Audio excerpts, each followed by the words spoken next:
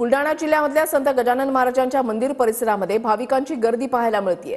सलग सुट्ट्यांसह सरत्या वर्षाला निरोप देण्यासाठी आणि नवीन वर्षाच्या स्वागतासाठी मोठ्या संख्येने राज्यभरातून भाविक शेगावमध्ये दाखल झाले। आढावा घेतलेला आहे आमच्या प्रतिनिधींनी, पाहूया। बुलढाणा जिल्ह्यातल्या संतनगरी शेगावमध्ये हाऊसफुल गर्दी झाल्याचं बघायला मिळते। संत श्री गजानन महाराजांच्या मंदिरामध्ये मोठी गर्दी भाविकांची या ठिकाणी झाल्याचं आपल्याला बघायला मिळते। आपण बघू शकतो की कालपासनं म्हणजे काल शनिवार होता आणि आज रविवार या ठिकाणी मोठ्या प्रमाणामध्ये भाविकांनी गर्दी केलेली आहे।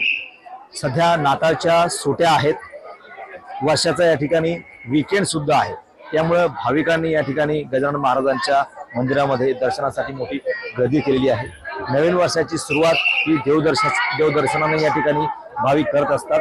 म्हणूनच दरवर्षी संतनगरी शेगावमध्ये या वर्षाच्या शेवटच्या आठवड्यामध्ये मोठ्या प्रमाणामध्ये या ठिकाणी गर्दी होत असते आणि आता सुद्धा या ठिकाणी भाविकांची मोठी गर्दी असल्याचं आपल्याला या ठिकाणी बघायला मिळते। कॅमेरामन निलेश देशमुख सह गणेश सोळंकी, TV9 मराठी, शेगाव।